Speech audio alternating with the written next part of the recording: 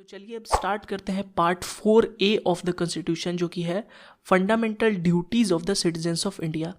तो हमने fundamental right पढ़ा था कि हर सिटीज़न का अधिकार क्या होता है, तो उसी प्रकार फंडामेंटल ड्यूटी हर सिटीज़न का दायित्व बनता है अपने देश के प्रति, वो बतलाता है। ठीक है, तो जैसा कि हम देख रहे हैं कि ये पार्ट 4A में मेंशन्ड है, मतलब ये पार्ट कोई डिस्टिंक्ट नंबर नहीं है, 5, 6, 7 नहीं है, 4A है। इसका मतलब क्या, ये पार्ट को बाद में ऐड किया है कॉन्स्टिट्यूशन ऑफ इंडिया में। जो स्टार्टिंग में कॉन्स्टिट्यूशन 1950 में बन के तैयार हुआ था, उसमें पार्ट 4A यानी फंडामेंटल ड्यूटीज़ एग्जिस्ट नहीं करता था। ठीक है, तो पार्ट 4A में कितने आर्टिकल्स हैं, तो इसमें जो आर्टिकल जिसमें सारे फंडामेंटल ड्यूटीज़ मेंशन्ड है वो है आर्टिकल 51A।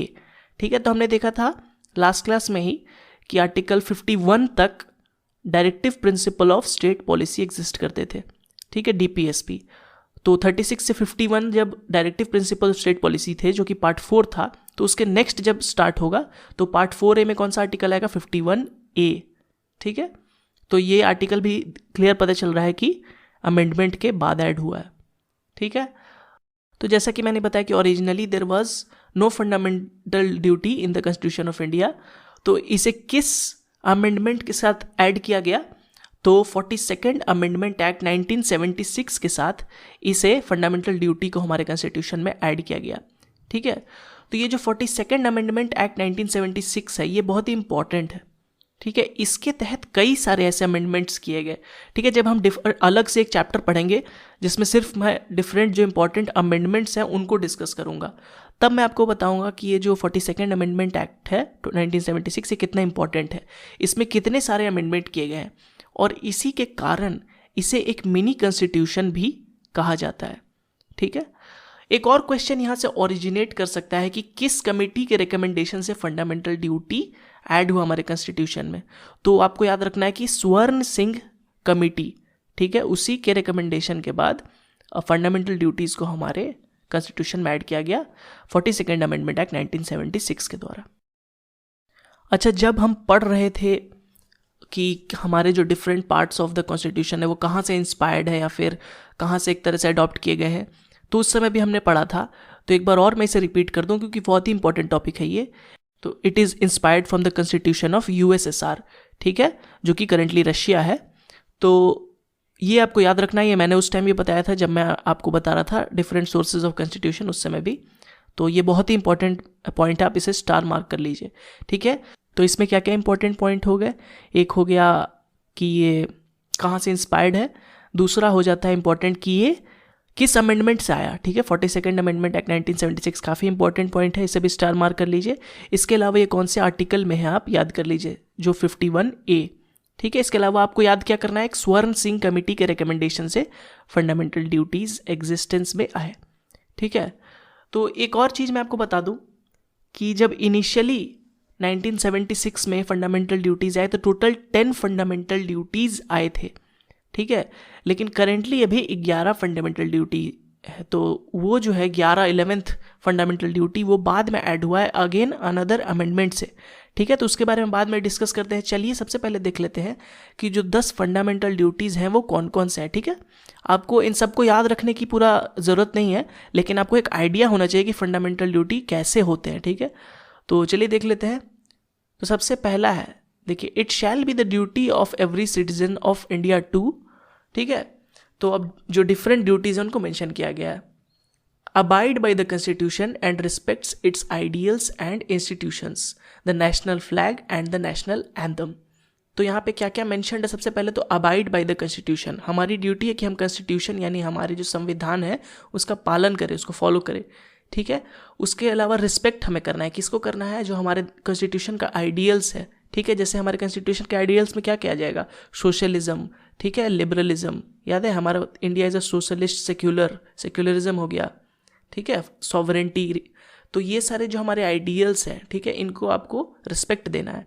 इसके अलावा हमारे नेशनल फ्लैग को, हमारे नेशनल एंथम को, इसके अलावा हमारे जो इंस्टीट्यूशंस हैं, इंस्टीट्यूशंस मतलब क्या हो जाएंगे, जो हमारे पार्लियामेंट हो गया ये हमारा, और या फिर पब्लिक सेक्टर यूनिट्स हो गए, जो भी हमारा स्ट्रक्चर है, फ्रेमवर्क ऑफ जो हमारा एक तरह से कह सकते हैं कंट्री का फ्रेमवर्क है, उसे भी हमें रिस्पेक्ट देना है। ठीक है, हमारे इंस्टीट्यूशंस को। तो ये है हमारा पहला फंडामेंटल ड्यूटी कि अबाइड बाय द कॉन्स्टिट्यूशन। उसके अलावा हमें रिस्पेक्ट देना है हमारे कॉन्स्टिट्यूशन के आइडियल्स को, इंस्टीट्यूशंस को, नेशनल फ्लैग को, ठीक है, नेशनल एंथम को। सेकंड चलिए अब देख लेते हैं। सेकंड आता है cherish and follow the noble ideals which inspire our national struggle for freedom. तो देखिए हमारे जो नेशनल स्ट्रगल फॉर फ्रीडम हुआ था, जो हमारे फ्रीडम फाइटर्स ने किए थे, तो उनको हमें रिस्पेक्ट करना है और उनके आइडियल्स, उनके आदर्शों को हमें रिस्पेक्ट देना है, ठीक है, ठीक है। चलिए थर्ड अब देख लेते हैं uphold and protect the sovereignty, unity and integrity of India, ठीक है। तो हमारे जो कंट्री की सॉवरेंटी है, सॉवरेंटी मतलब मैंने आपको बताया था कि जो हमारा देश है वो दूसरा देश से इंडिपेंडेंट होना, मतलब अपने डिसीजन खुद लेना और बाकी से इफेक्ट ना होना, ठीक है। तो हमारा देश का जो सॉवरेंटी बने रहे, यूनिटी बने रहे, ठीक है, कोई तोड़ ना हो, आपस में झगड़ा ना हो और इंटेग्रिटी बने रहे, तो ये प्रोटेक्ट करना हमारे ईच एंड एवरी सिटीजन का एक तरह से कर्तव्य है, ड्यूटी है। चलिए नेक्स्ट पे आ जाते हैं। तो defend the country and render national service when called upon two do so. तो हमारे कंट्री का जो डिफेंड करना, प्रोटेक्ट करना, और अगर कोई नेशनल सर्विस में हमें किस देश की को हमारी ज़रूरत पड़े और हमें बुलाया जाए तो हमें उस मदद के लिए हमेशा तैयार रहना चाहिए। चलिए नेक्स्ट ड्यूटी देख लेते हैं। Promote harmony and the spirit of common brotherhood among all the people of India, transcending religious, linguistic and regional or sectional diversities, to renounce practices derogatory to the dignity of women, ठीक है। तो यहाँ पे काफ़ी चीज़ को include किया गया है। सबसे पहले तो हमारे जो भाईचारा है, ठीक है, जो स्पिरिट ऑफ ब्रदरहुड है, और जो एक तरह से कह सकते हैं कि पीस होना चाहिए, शांति होना चाहिए और भाईचारा होना चाहिए, क्योंकि हमारे देश में कई तरह के रिलीजन्स है, कई तरह के भाषा है, लिंग्विस्टिक्स है, ठीक है। इसके अलावा कई रीजन पे आपका कल्चर चेंज होता है, डाइवर्सिटीज़ है बहुत, तो उसके लिए ये मेंशन किया गया है कि भले ही इतना हो लेकिन इसको रिस्पेक्ट दिया जाए और उसके साथ साथ पीस और भाईचारा रहे, ठीक है। इसके अलावा इसमें जो वुमेन है, जो हमारे देश की महिलाएं हैं, उनको रिस्पेक्ट किया जाए, ठीक है। ये भी इसी फंडामेंटल ड्यूटी में मेंशन्ड है, ठीक है। कुछ भी ऐसा नहीं होना चाहिए ताकि उनके जो सम्मान है उनको ठेस पहुंचे, डेरोगेटरी उनके रिमार्क्स उनके तरफ नहीं होना चाहिए, फिर प्रैक्टिसेस। चलिए नेक्स्ट आते हैं। Value and preserve the rich heritage of our composite culture. तो देखिए यहाँ पे कंपोजिट कल्चर लिखा है, मतलब कई कल्चर्स का मिक्सचर है ये, ठीक है, कंपोजिट है। तो हमें ये हमारा सिटीजन्स का ही कर्तव्य है कि अपने रिच कल्चर को प्रिजर्व करें, ठीक है, उसको वैल्यू करें, पहले तो वैल्यू करें, क्योंकि आप अगर वैल्यू इज्जत नहीं देंगे अपने कल्चर को तो फिर उसे प्रिजर्व कैसे करेंगे, ठीक है। तो हमें अपने कल्चर को रिस्पेक्ट करना चाहिए, इसके पॉजिटिव्स को देखना चाहिए, उसे लेकर आगे ले जाना चाहिए, ठीक है। तो ये था हमारा नेक्स्ट फंडामेंटल ड्यूटी। चलिए आगे बढ़ते हैं। Protect and improve the natural environment including forests, lakes, rivers and wildlife, and to have compassion for living creatures. तो यहाँ पे एनवायरनमेंट की रक्षा की बात हो रही है, ठीक है। तो हमारे देश का जो नेचुरल एनवायरनमेंट है, जिसमें सभी इंक्लूडेड हो जाएंगे, जो लेक्स हो गए, फॉरेस्ट हो गए, रिवर्स हो गए, यहाँ की जो फौना हो गई यानी वाइल्ड लाइफ हो गया, इसके अलावा हमें जो लिविंग ऑर्गेनिज्म है, डिफरेंट जानवर हैं, ठीक है, या फिर पेड़ पौधे, उनके तरफ हमें कंपैशन शो करना चाहिए, ठीक है, मतलब उनके प्रति क्रूएल बिहेवियर नहीं शो करना चाहिए, ठीक है।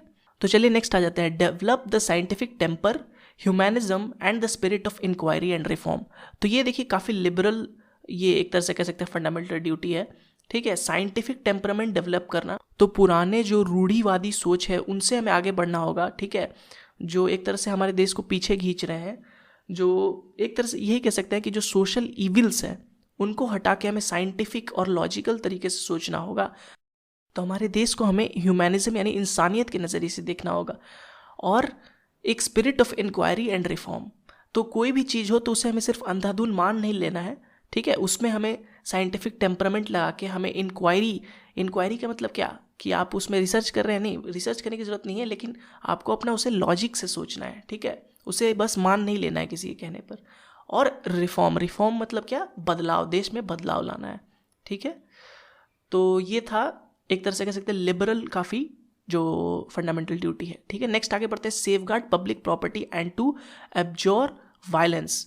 तो हम यहाँ देख रहे हैं कि जब भी यहाँ पे दंगे होते हैं या फिर कुछ भी होता है तो सबसे पहले नुकसान किसको होता है, पब्लिक प्रॉपर्टी को ही नुकसान होता है, तो वो नहीं करना है, ठीक है। अगर प्रोटेस्ट करना है आपको शांति से करें, पब्लिक प्रॉपर्टी को डिस्ट्रॉय नहीं करिए सब, क्योंकि पब्लिक प्रॉपर्टी है तो किसकी जिम्मेदारी बनती है उसे प्रोटेक्ट करने की, सिटीजन्स की, खुद की, ठीक है।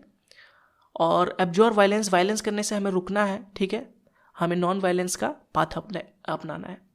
नेक्स्ट देख लेते हैं, जो 10th है, फाइनल है, strive towards excellence in all spheres of individual and collective activity so the nation constantly rises to higher levels of endeavours and achievement. Again एक लिबरल काफ़ी फंडामेंटल राइट। देखिए, आप एज अ इंडिविजुअल, मतलब आप जो काम कर रहे हैं उसमें एक्सेलेंस पाने की कोशिश करें, उसमें नंबर 1 बनने की कोशिश करें। आप जो भी प्रोफेशन में, ठीक है, अगर आप उसमें एक्सेलेंस पाएंगे तो एज अ कलेक्टिव भी आप ऑटोमेटिकली आगे एक तरह से देश को बढ़ाएंगे, ठीक है। तो हमें दोनों तरीके से आगे बढ़ना है, हमें इंडिविजुअली भी अपना बेस्ट देना है, इसके अलावा as a society, as a collective team भी जिस भी फील्ड में हमें उसे अपना बेस्ट देने की कोशिश करना है। इससे क्या होगा, जो हमारा नेशन है वो एक नए स्टैंडर्ड पे पहुंचेगा, नए हाई पे पहुंचेगा, ठीक है। तो ये थे हमारे जो 10 फंडामेंटल ड्यूटी जो 1976 में आए थे, ठीक है। इसके बाद 11th एक फंडामेंटल ड्यूटी ऐड हुआ, उसके बारे में हम अभी पढ़ लेते हैं। लेकिन उससे पहले मैं आपको एक और फैक्ट बताना चाहूँगा। हमने यहाँ पे कई सारे फंडामेंटल ड्यूटी पढ़े, तो इसमें क्या लिखा है, it shall be the duty of every citizen. तो ऐसा ज़रूरी नहीं है कि ये justiciable in court of law है, मतलब कि आप अगर इन्हें नहीं भी फॉलो करते हैं तो आपको आप पे कोई कोर्ट केस नहीं कर सकता, ठीक है, अनलेस एंड अनटिल इस पे कोई लॉ बनाया जाए, ठीक है। तो गवर्नमेंट क्या कर सकती है या फिर पार्लियामेंट क्या कर सकती है कि जो यहाँ फंडामेंटल ड्यूटीज़ है इनके बेसिस पे लॉ बना सकती है, और फिर अगर वो आप लॉ तोड़ेंगे तो आपको सज़ा मिलेगी, ठीक है। लेकिन अगर इन फंडामेंटल ड्यूटीज़ है कोई लॉ नहीं बना हुआ है, ठीक है, बिल्कुल directive principle of state policy की तरह, अगर उन पर लॉ बना हुआ है तो वो कोर्ट में आप जा सकते हैं, लेकिन अगर लॉ नहीं बना हुआ है तो आप कोर्ट में नहीं जा सकते, ठीक है। तो फंडामेंटल ड्यूटीज़ अलोन एक तरह से justiciable in court of law नहीं है, ठीक है, आपको याद रखना है। चलिए तो आगे बढ़ते हैं और जो 11th फंडामेंटल ड्यूटी है उसे देख लेते हैं, ठीक है। तो 11th फंडामेंटल ड्यूटी क्या कहता है कि every citizen who is a parent or guardian, ठीक है, must provide opportunity for education for his child or ward between the age 6 to 14।